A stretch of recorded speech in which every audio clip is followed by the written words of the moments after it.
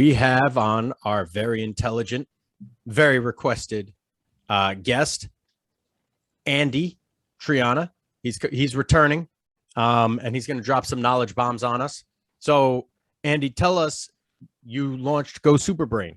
What is Go Superbrain? So Go Superbrain is really cool. It depends on who you ask.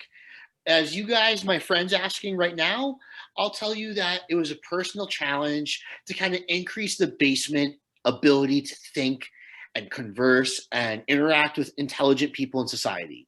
So if you're signing up for Go Superbrain for nothing other than shits and gigs, I promise you'll get at least a little bit smarter. And that's because of the way I've set up the content release. So if you just follow everything in sequential order, I made an effort to create a multi-thought environment. So I expose a topic in a conversational tone, in a scientific tone, and in a question first, think later tone over the course of 3 different videos, and provide an encyclopedia for you to reference along the way. And it's all created in real time, obviously. I just released it. And I kind of do it in clustered releases so that you hopefully binge watch them and get a bunch of videos together.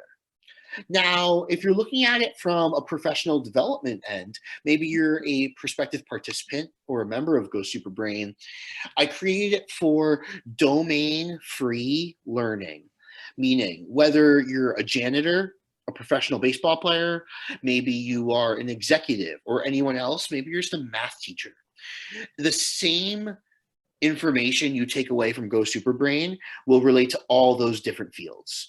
So when I talk about things like these memory recall protocols, they are never predicated on a specific person. They're always designed and predicated on the brain. So if you apply the individual context yourself, it'll always work. And so is it just protocols, or is it also... It's protocols, there's education, there's stories. So the 4 categories of content are grasping neurology and neuroanatomy, the mind and, which is like my conversational phenomenological styled one. There's real world plasticity, which are case studies that move in a forward fashion of me talking to an imaginary person and sorting out their problems in real time. The first one's brain fog. The second one's going to be learning a new language. The third one's going to be making a career shift and all that stuff. And then there's an encyclopedia, which I do 60 to 90-second shorts on key like phrases or topics. So I have dopamine, receptor geometry and ligand interaction, and lion's mane up there so far. Because as the content progresses, you can go back to key points. So going back to lion's mane, as I talk about sleep and memory, isn't just a solid supplement to potentially help with that, but if you can understand what lion's mane does, especially in like a succinct 60-second video, you can go back to the conversational video and view it through a different lens. So what does lion's mane do? At what point do you take it? So I read all up on lion's mane. I went down that whole mushroom rabbit hole big time. I heard the Paul Stamets podcast and I was like, all right, let me hear what this fucking shit's all about. So where do you go with this? Tell me about lion's mane. So I used lion's mane specifically, and the protocol I gave the people on the site was to make a potent change in today's brain fog. So I had people recommended that they meditated, they got some outdoor time as the sun was either rising or as the moon was at its peak the night prior. So I didn't get to it yet, but there is a scenario where you could potentially take lion's mane the day before you want to do something. That's a different story. But not to get off track, the protocol I gave was some AM rising sunlight, some lion's mane, some meditation, and then some prioritizing of the tasks you wanted to go through in your day. As you do that, maybe you couple it with some of the recall protocols I talked about. So I gave a speech and a word finding recall protocol that people can use on that same week, so they can plug all of those together. And if you wake up and you didn't sleep well, or you woke up experiencing some noradrenergic inhibition, which I didn't get into on Go Superbrain yet, but if you wake up and experience something that, shit, I don't want this and I need to work, that was the type of protocol I gave. So this is where I'm confused in regards to the utilization of lion's mane. my understanding of it is it's a long-term benefit where it supports the sending and receiving of information, right? That's essentially it's increasing the myelinization of the nerves in your brain, correct? So that is what oligodendrocytes can promote. So taking a step back, the best way to explain it is if you don't sleep one night, the reason you can't recall the information you want is because we'll call it from neuron A to B. Neuron A is descending with the information. Neuron B is hopefully receiving it and manifesting the output.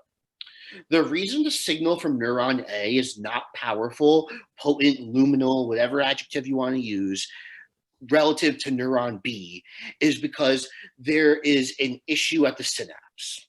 The synaptic gel, the ability for neurons to transmit, the receptivity outside of the receptor sensitivity itself, receptor to receptor, more talking about receptor to environment, is off. Oligodendrocytes, who are active during deep sleep, restore the synaptic cleft on both sides and synaptic gels. This can happen acutely during the day if there's a change in oligodendrocyte activity and sleep debt is present, only in that environment.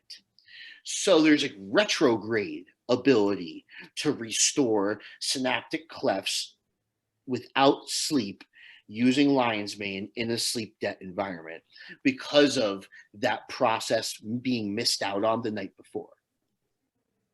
So only if there's so the lion's mane will work only in the deficit. Yes, for this protocol. And that's why I coined it the anti-brain fog protocol. Gotcha. So for if I were to say, all right, shit, I got a rough night's sleep, if I take lion's mane, that will clear up some of the brain fog. But if I have a decent night of sleep and everything's firing properly, the lion's mane won't have any instantaneous lasting effects on me. Not instantaneous. You're looking then for the long-term neurological changes that you referred to. And how long, how often, how much, and for how long until you see those long-term neuroregenesis, right? That's how they term. Yeah. Is that a legit thing? Say for example, someone that has dementia in their genetic line, is it worth them to even consider such a product? So you have to, it's like building muscle tissue, right? When you break down muscle tissue in a session, all that protein you ate, the vast majority of it is being used to restore old tissue. You're making very, very little new tissue, right? Neurogenesis and, well, I guess the term neurogenesis does encompass the ability to acutely grow, just like mitochondrial biogenesis. But I guess we maybe view it differently upstairs. But the term is the same, right? So the ability to foster growth is proliferative and it happens in very small amounts. It also has to be novel enough to subsidize that. So you can impose stressors, just like in training, through learning-based LTP mechanisms that do not foster neuroplastic change. You know, Alex, by reading the Norman Doidge books, it's not always a one-to-one equation. Mm-hmm. So if you are sensitive enough, I guess is the politically correct term, that lion's mane makes true long-term neuroplastic generative change, it's going to be because you took a high enough dose or you have not been exposed to a stressor, a supplement X, potent enough prior. I don't think personally lion's mane is potent enough as a standalone supplement to take it and have neuroplastic change. If you had a concussion that was really bad in high school, maybe. If you're an alcoholic and you still try to go to work, maybe. However, are there more potent opportunities out there? Yes, but that doesn't mean lion's mane is useless. Yeah, when I took lion's mane, I was on my kick of taking pretty much a gram of cordyceps, a gram of reishi, or reishi, whatever the fuck, a gram of something else, and 2 grams of lion's mane daily. And it was supposed to be my. I was like, okay. I dove down. I'm fucking balls deep in this shit. And that was when I contracted COVID.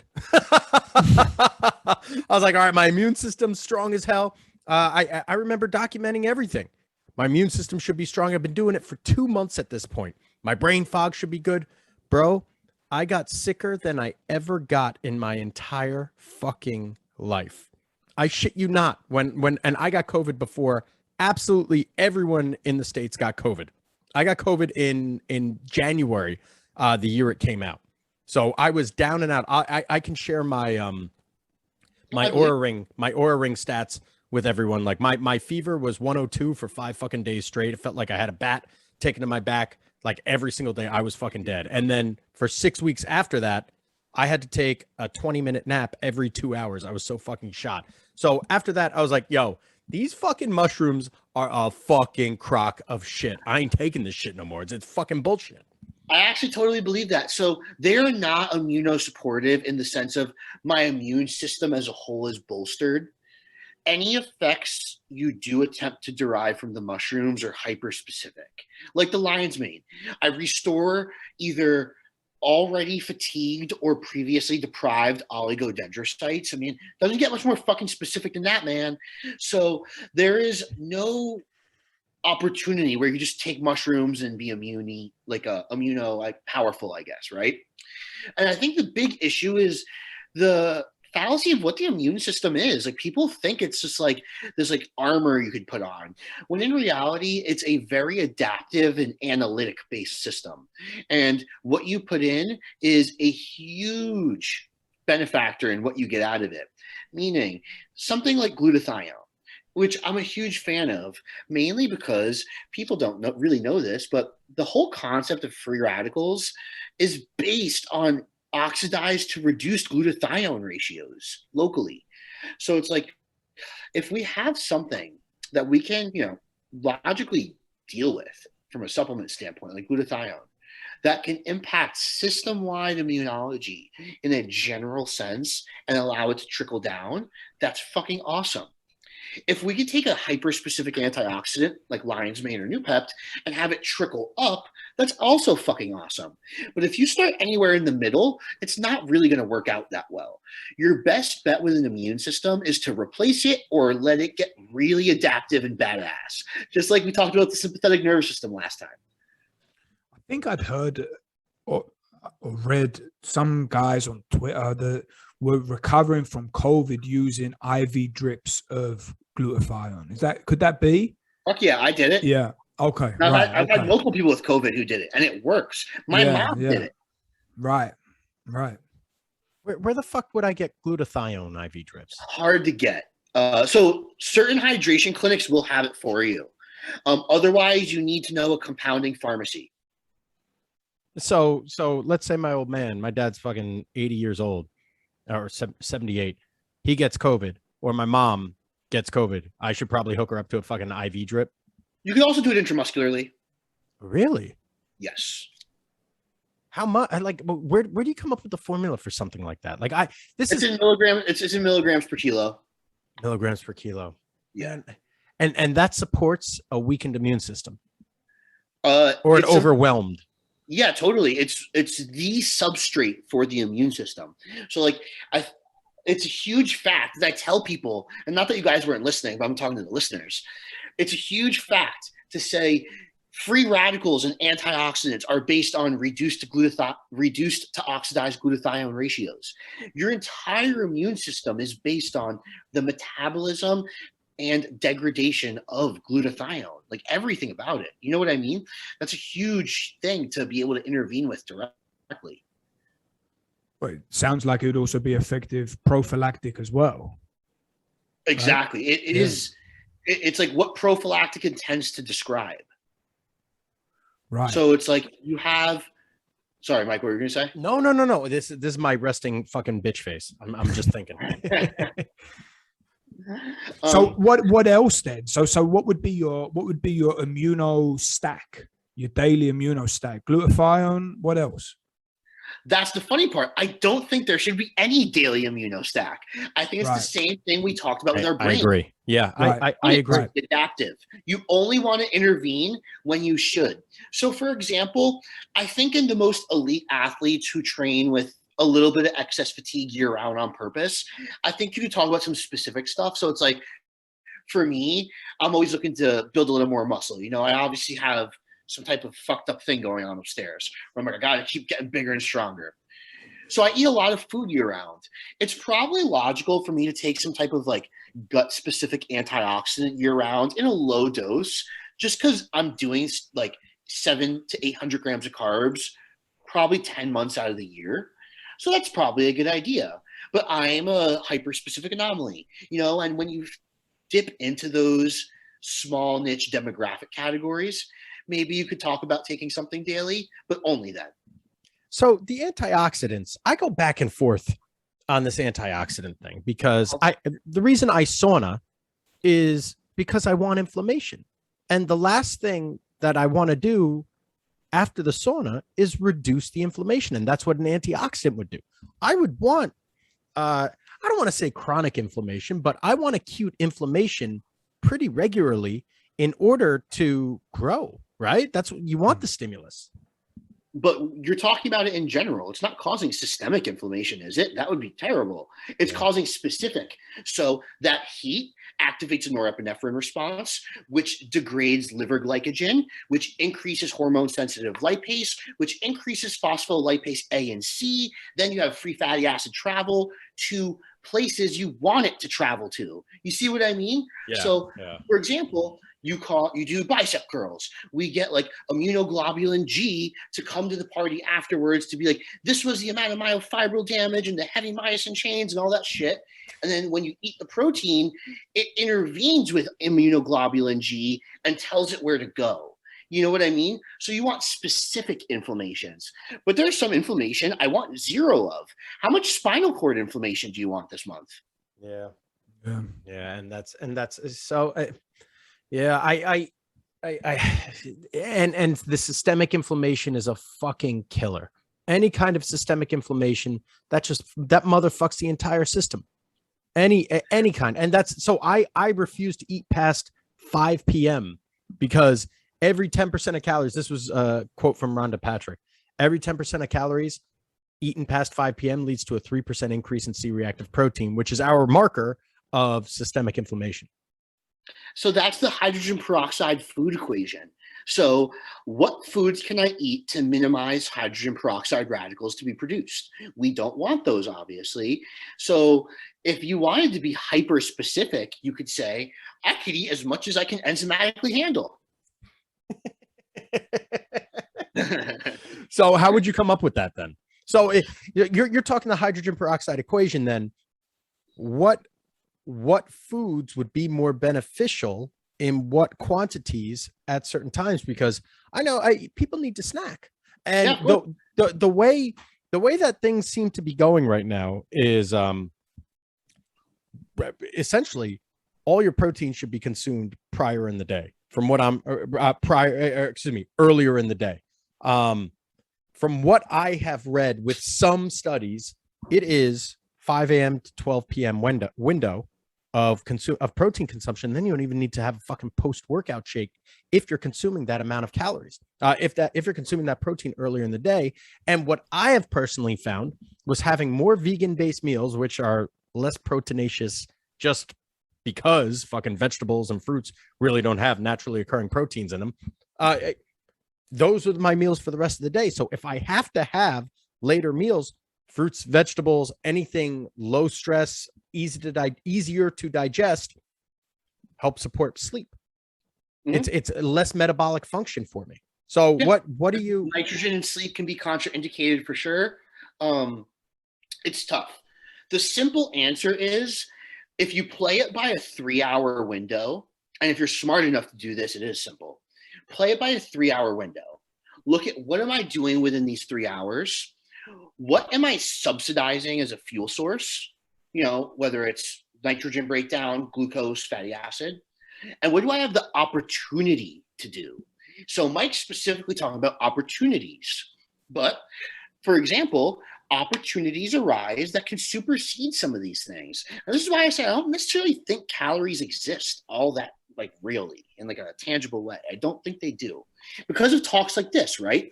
So for example, what Mike said is correct, but let's create an example where maybe it's not correct. Okay, maybe you are 2 weeks to the end of your preseason block before you start in-season training with your team and you get handed off. So the reason I say that is because you're probably working pretty hard, but you're also probably in pretty darn good shape. Now, let's say we got caught up and we got to train at 9 o'clock at night tonight, right? And we got to get this done. And maybe it was like, hey, you know, this workout meant a lot to me and it was going to be pretty heavy in damage. And you as the coach say, I don't think we should do this tonight. But the athlete's like, no, I want to do it. I've already been going all day. I shot a commercial, but you know what? I'm on the fucking zone right now and I want to do this. You do the session, and because it's 9 p.m. at night and you're a great coach, you end with something that promotes vagal tone, give him 5 minutes to see if it worked, and you check his heart rate. And you check his heart rate, and he's still at 85. And you're like, Jesus Christ. And then all of a sudden he's like, I'm starving. And he's still sweating and looking at you. And it's like, okay, you start to realize his circadian rhythm is fucking off right now. He has no idea what time it is. He's starving. We induced more damage than normal. We have glutamate toxicity from all the stimulants he was pumping all day in the commercials. So it's like, so what do? We have to feed him protein now, right? I mean, I purposely came up with something crazy, but in this scenario, even though it's against the rules and your circadian being off really impedes digestion, we all know that. But you give them the food, and we all know because we've worked with athletes here, and that similar scenario arises every now and then. How does that athlete digest everything well, go to sleep well, and wake up feeling great the next morning? Because they always somehow do. And that concept is we can allostatically alter enzymes, incretin hormones, and all these little things for environments that are facilitated properly. Even though they need to be extreme, they do break the rules. And isn't that the whole point of supplementation as well? I want to eat more carbs, but I can't right now. How about I take a milligram of chromium and go for a walk and crash my blood glucose levels? Then I could eat some carbs and I'm fine. You know, that's also the point. So let's say you really wanted to break the rules and you had to snack one night. And maybe you're like, oh, no matter what, I'm getting into these honey mustard pretzels and it is what it is. Maybe you pop a max uptake or two. Maybe you take some Gymena tea. You know what I mean? There's so many different options that you could take to modulate environments to make your life a little easier too. Yeah, but and at that point, it also comes down to the source as well. One of the things that I did with one of my pro guys that had a horrible sleep score. He was getting 4 minutes of deep sleep at night, but his nutritionist had him eating his biggest meal prior to bed. His nutritionist had him eating 16 ounces of meat, and it would be a fucking steak before bed. I was like, yo, oh, wow. Yeah, for the last meal. And that's like an old school thing. Like, oh, protein synthesis occurs at fucking nighttime. Like, that's when you're the most anabolic. Like, that's old school bodybuilding shit. But the guy was getting the worst deep sleep ever. So I said, do me a favor, switch meal 5 and meal 6. Meal 5 was 8 ounces of fucking salmon. Meal 6 was the 16-ounce steak. I said, switch those two, and let's see how that goes. Sleep improved drastically, right? So source and quantity do matter. And at the same time as well, let's say that athlete that's doing that commercial and is super stoked, how much do they really need in order to feed that system? Is it the 0.55 grams per kilogram of body weight? Or can you get away with even less and have it something like, I don't know, a fucking bone broth? Right? If you're having, rather than having 55 grams of whey protein, which could be, 75% of the population's lactose intolerant, that could cause some GI distress, rather than having that, you have a fucking bone broth with 30 grams of protein. Now, all of a sudden, it's soothing. It passes through the system a little easier, less GI distress, and it yields the proper benefit too. Yeah, and that's what making things individual really matters. Like I just won't. I'll never prescribe a meal plan for somebody I don't know. What I do is I create constraints first. I tell them it's a fence. And we're going to use this fence to let you run with it and accumulate data. And then when I feel comfortable saying something that's really valuable, I'll say it. But half the times, they got there figuring stuff out on their own anyway. And even though a lot of stuff might be wrong, there's a lot of rhyme or reason behind why it's right. And that's like one of the other things that like, it's such a funny thing to say, but like, I still really don't feel that like following the laws of calories first, or one of your first pillars nutritionally, I feel like it's wrong from a lens and what it does to your perspective and your second, third order action decisions. If you're gonna attempt to do something specific, how can something so general be in your top pillars is something I struggle with as well from a logic perspective. Yeah. I mean, that is very counter to not just the literature, but the way that pretty much everybody's doing this. How would you then break down? So let's give an example of one of your athletes. How are you building up their meal plan? Are you giving them certain ranges of carb, protein, fat mixtures? Are you saying you want the carbs to be consumed close to the workout windows itself, and the fats are going to be consumed far away due to the insulin, or how are you doing it? Or are you totally just more completely freestyle? So for example, I'll start with some questions before I tell you what I do with somebody, because I have a perfect example of someone I worked with today. One, look at what the law of thermodynamics attempts to describe. It's attempting to describe water, and heme is not water. That's point one. Two, if calories was true, why does it seem, and not seem, it's fact with all the amount of research they've done at this point, that all truly obese people eat less calories than their BMR requires? Lastly, how could someone attain type 2 diabetes and have an okay body composition? How could someone have type 1 diabetes and be hypermuscular? There's a couple more, but it's like, whoa. Like, these just don't add up. Even what about this? How come dysfunctional eaters that eat maybe 800 to 1,000 calories a day, how come they're not bone dry? Have you ever added more food to your diet and gotten leaner? Like these things just break the basic laws, but we accept them. And that's what fogs your perspective ultimately. Mm-hmm. So I'm working with a financial executive. And whenever I work with an executive, I ask one question to start. If we get you smarter, do you make more money? Or are we only increasing quality of life? Just depends on what their lifestyle is like. I never ever ask anything, about what they do, but just those two things so we can have a direction. And this person in particular was like, no, it's definitely a scenario where the better I am as a person, as an executive, as a leader, it will increase my company's revenue and all this stuff. And they're in the finance world. Has nothing to do with what we do. So his fence, or his level 1 fence, I should say, was the following. So he wakes up in the morning and he does some push-ups. We added in some meditation, some other little speech articulation protocols. I had him buy a red light therapy monitor to put on his occipital region while he meditates in a seated position. And I was like, your breakfast is 30 grams of hydrolyzed whey protein, 30 grams of carbs coming from whole fruit with skin, 7 milliliters of C8 MCT oil. Do all this in this order. That's it for breakfast. All your meals in the middle of the day, make them some type of zero carb meat with fermented vegetables. And then before bed, his wife cooks dinner. I was like, eat whatever your wife made. Eat intuitively. Here are the rules. If you train with me this day, these are your parameters. Less veggies, medium lean protein, fill up more on potatoes and grain-like carbohydrates, because I always do deep hypoxic work with him. The rest of his schedule is either light UFC stuff or BJJ and cognitive work. So I was like, in those scenarios, favor these foods. Do that for a while, here are your minerals, and we'll talk in a little bit and look at some biomarkers. And I pick one adaptation I want. I wanted mitochondrial biogenesis of the entire neurological system. We set that up in the morning with his stuff. Then I wanted him to actually have a plan. Most times when you talk to people about their diet, you're not asking about their diet. You're asking about what their current state of dopamine is and what decisions they've made in the last 2 to 3 days. That's not a diet. You know what I mean? So you're not even getting valuable information about what can this person process? What do they like? What do they need? How do they respond to certain types of metabolic stressors? I don't know any of that. And furthermore, I'm only just starting to work with this guy.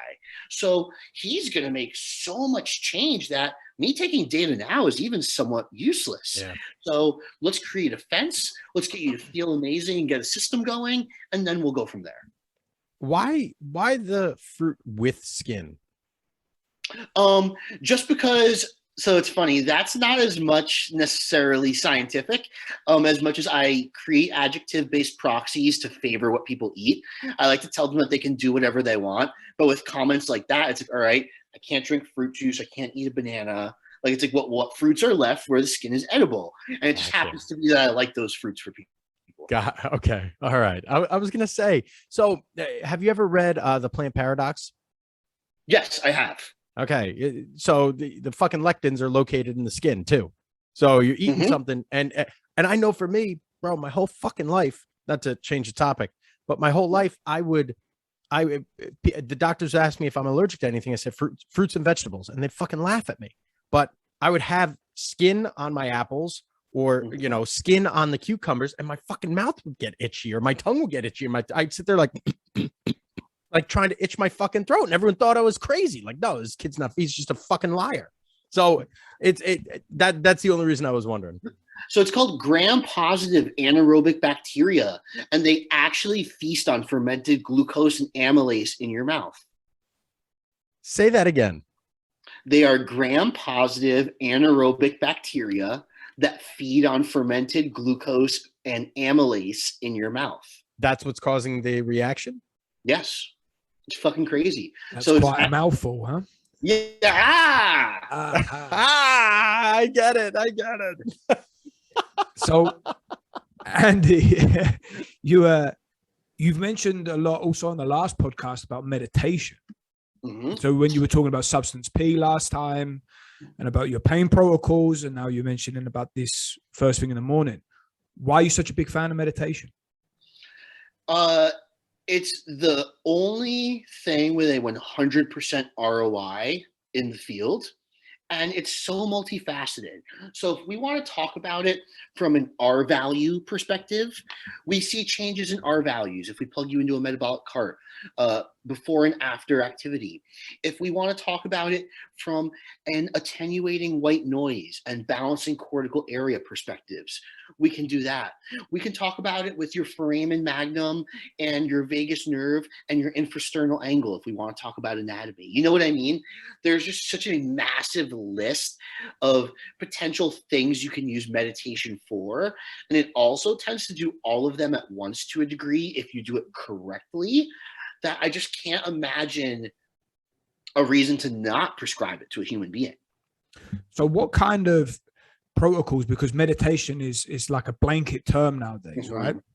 Are you giving guys, are you trying to get them to sort of dissociate from themselves and kind of let their mind come to a rest, or are you getting them to sort of concentrate on different things, or are you interviewing them and also seeing what kind of mind that they have and then giving them the appropriate protocol?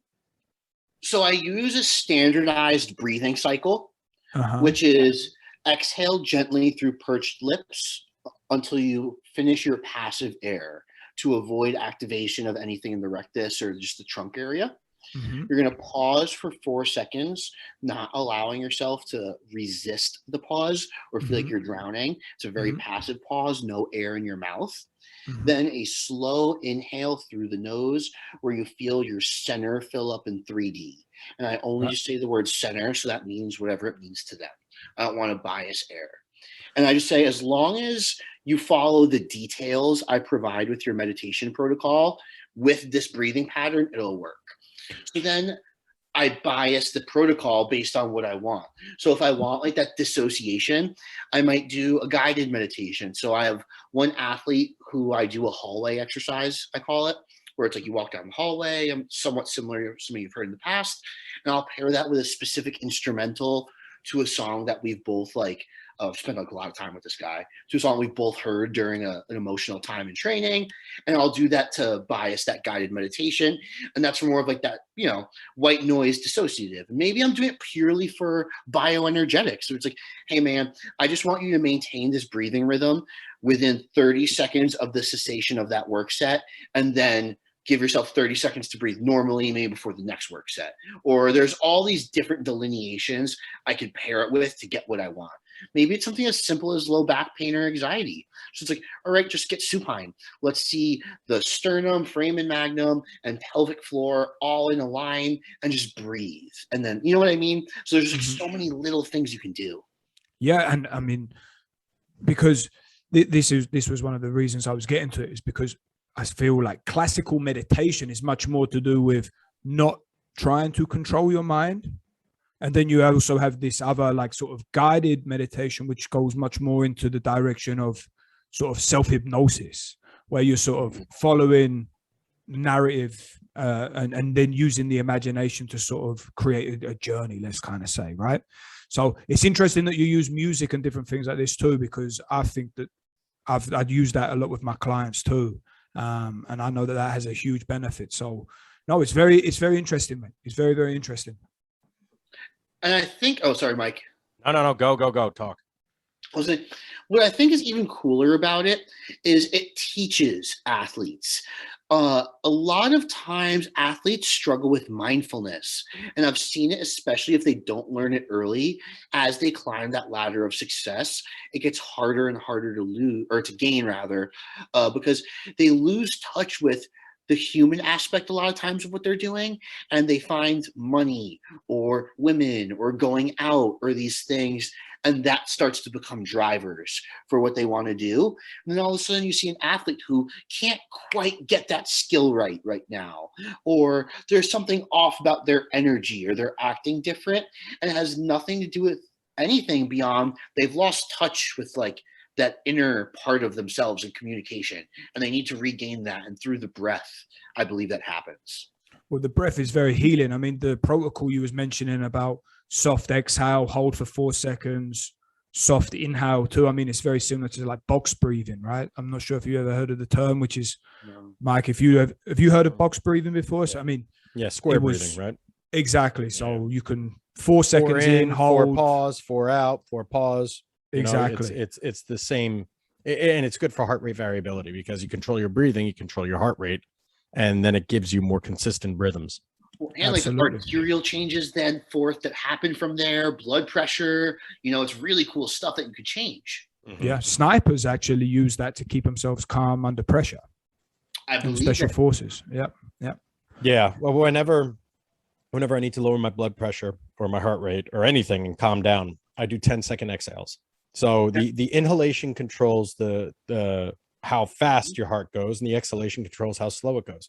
So everything I do is based on just slow my fucking breathing down. Whereas the Wim Hof method, you're sitting there like, and like, yeah, no wonder you're getting a fucking norepinephrine response or noradrenaline response. Like you're fucking getting excited. It's taking you sympathetic, and then you hold your breath and you're like, what the fuck am I doing? And then you finally relax. So everything that I do with everyone's so sympathetic dominant. I just, do me a favor, just control your breathing on the way out. I don't give a fuck what you do on the way in. I'd love you to do through the nose, but if you're fucking hyperventilating, having a fucking panic attack, I get it. Just control on the way out. So like the first breath is like,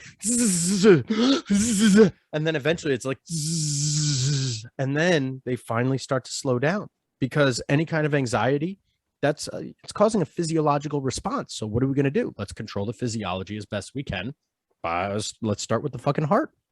Yeah. Good cue is always to say to double. So make sure you count how much you can breathe in, because when you get people to start concentrating on their breath, like you said, it makes them even more anxious a lot of the time. Double the duration on the way out, and with time, just you'll find that you can breathe in more, you can breathe out for longer, and then you get such a beneficial feeling from it. So let me ask you. You mentioned the Foramen Magnum, which means that you're doing the one of the reasons you're doing meditation is for postural response, right? So the Foramen Magnum, and I've I mean, it makes perfect sense. The spinal, if we're nothing but electrical signals or even sound waves, right?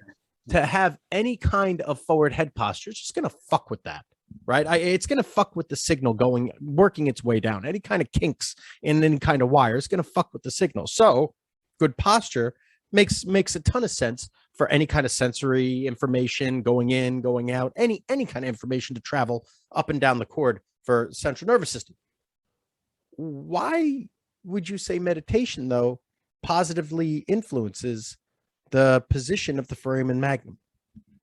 No, I like to use meditation as the proxy to adjust foramen magnum in people. Gotcha.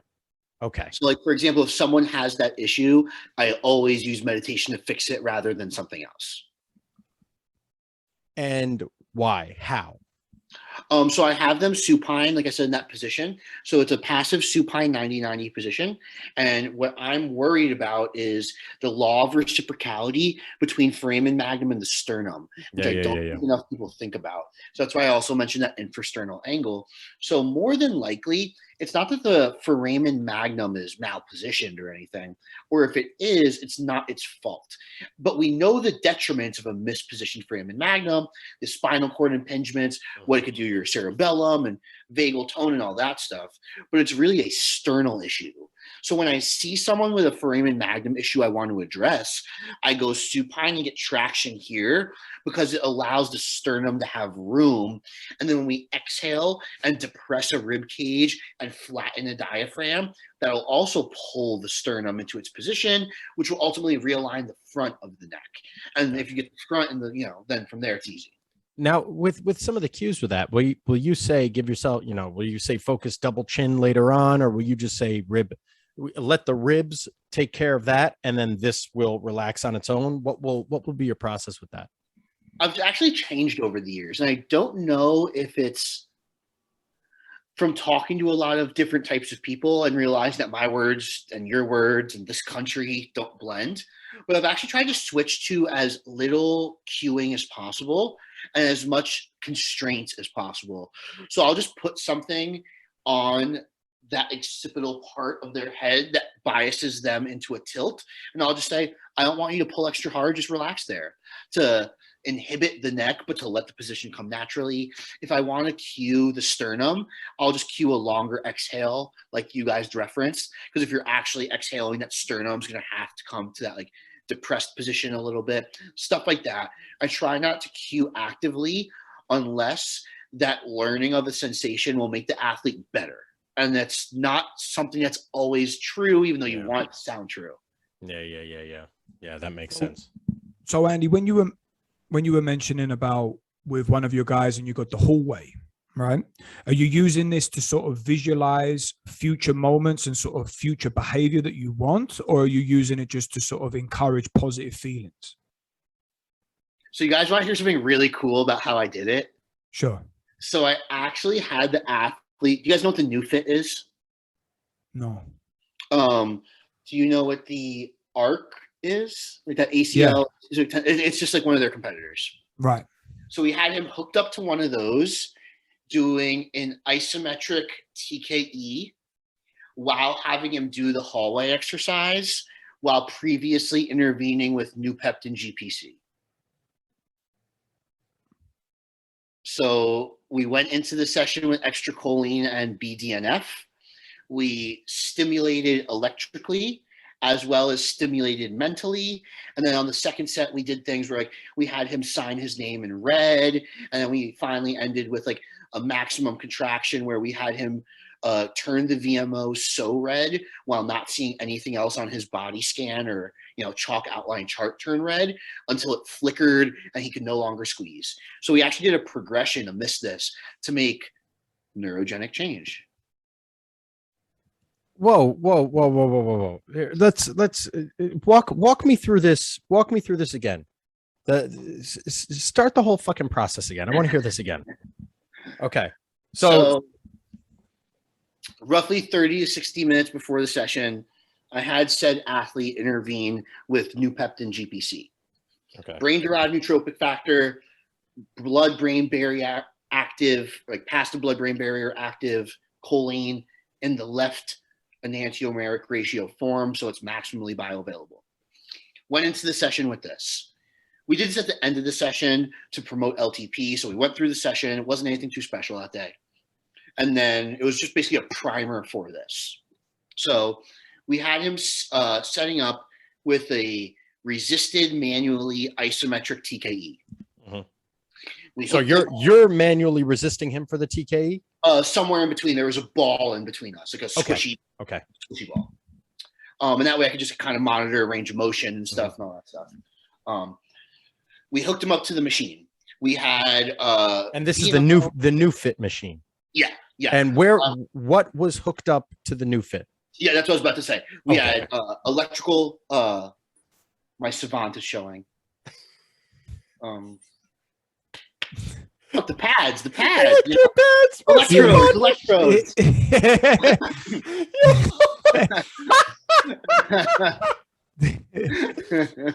Great. Electropads, electrodes. So we had the electrodes in line with the fibers of the ventral VMO and the distal rectus femoris. Okay. Had him go hooked up to it, and then amidst this process of this isometric TKE, we had him intervene with like these hallway, fine, imaginative like exercises. So we were biasing the new peptin antioxidant brain-based mechanism to the motor units. We were also stimulating that bias through, the peripheral nervous system and somatic nervous systems. So it created, like, ultimately, in my mind, the most potent possible change. From a psychological aspect, right? So it's neuromuscular junction was my ultimate goal. His specific local neuromuscular junction, like to that leg, to that local system. How many months post injury was this? This was 9, between 7 and 9. So is it plausible that when athletes come back, I always say there's two aspects of the rehab. There's the physical aspect of the rehab, and there's the psychological aspect of the rehab, where so you're medically cleared 9 months later from an ACL tear or, a patella tear or whatever the fuck you tore. From any kind of tear, you're cleared 9 months, but you literally just spent 9 months in a shitty spot prior to that. You've been injured for 9 months. So any kind of motor pattern is going to take substantial time. That's the psychological aspect of the rehab that takes a while. So is it plausible that something along these lines would speed up that psychological recovery? That was my point. I did it with the intervention of like a deep flexion-based front foot elevated split squat for the first time and rehabbing all these motor patterns. So up until this point, I was doing stuff like, little foot control games and all game stuff, specifically not prescribing volume, like accurately or ahead of time, rather, to give it an environment where, hey, we're not learning fucking shit right now. I don't care if it could maybe be useful to do an RDL. I am not sending a signal that is going to enhance this pattern. I just don't care. And we just did other stuff to facilitate not being behind. But that's kind of what I said earlier about we learn from everything. I do not want you to do anything sport specific until we get into a pattern we can live with long term. Until we can get into that pattern, you're not doing fucking shit, bro. Yeah. So then what about sort of visualizing what correct movement was and also previous experiences and stuff like that? Are you allowing sort of the imagination and mirror neuron effect to be taking place?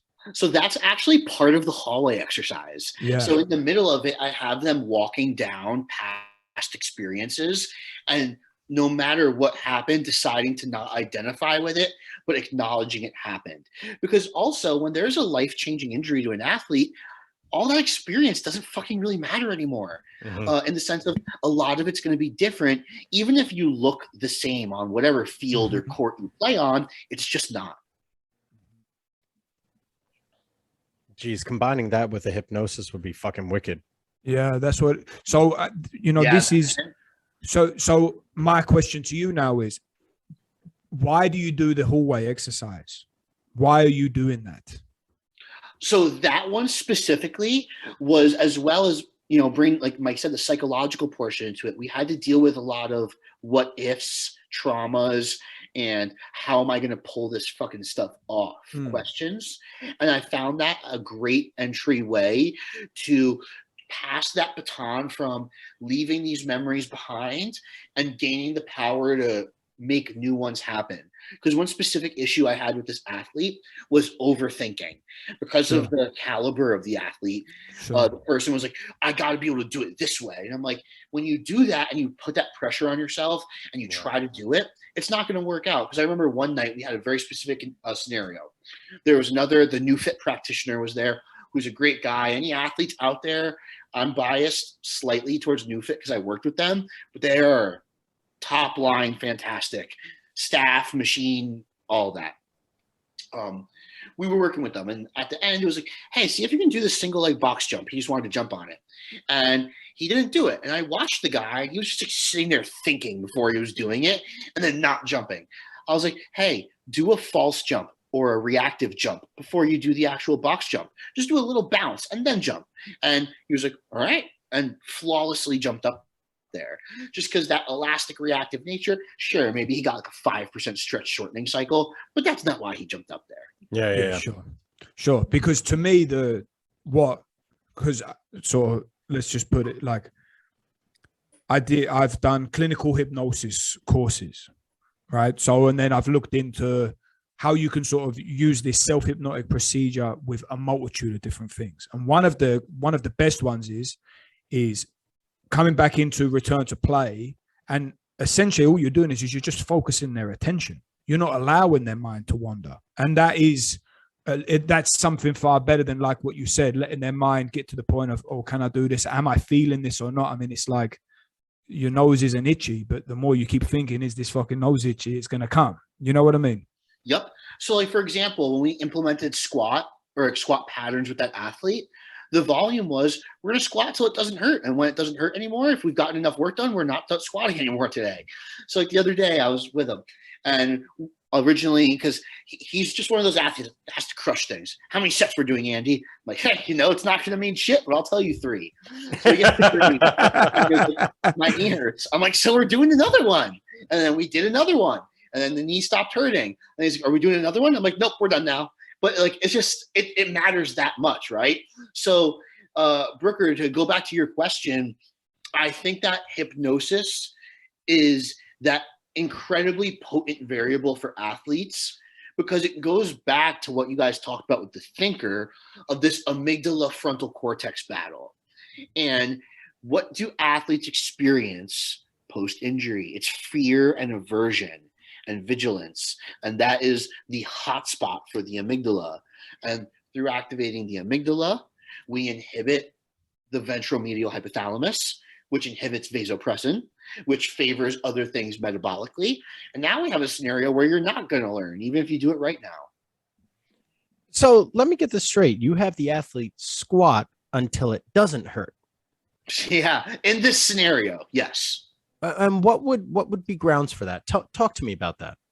So like first set, general stuff. Yeah, this is tight, whatever. Okay. So it's like, all right, where does it tighten? What does it feel like? I look at you from the frontal plane, head on from the floor. I look at your foot and your specifically calcaneus in the frontal plane. Do I see anything in the frontal plane of the calcaneus through the eccentric, isometric change and concentric of the squat I don't like? Because knee pain is mostly sensory most of the time. All right, frontal plane of the calcaneus is good. Now let's look at how do you break and develop tension prior to the eccentric. It's like, okay, well, I noticed that these internal obliques weren't really firing correctly. Therefore, obviously, we have an issue with the hamstring adductor, which that like bootstrap-like neural sensation around the kneecap could be activated. In this specific case, took us till the 4th set to figure out there was a trigger point the size of a testicle in his VMO. We used ART to get it out. Did that size of a testicle? What the fuck? So anyway, go on. No, that was it. Got rid of the testicle trigger point, and the squat went great. What was the intervention to get rid of the testicle on his VMO? Did you rub it out, Andy? That's what we want to know. Well, the messed up part was I did ART, so that is basically what I did. Yeah, just like, did classic ART, you went like just below where it would be on an eccentric contraction, plugged it real hard, had them flex, let go on the eccentric, and it ground itself out. Fucking.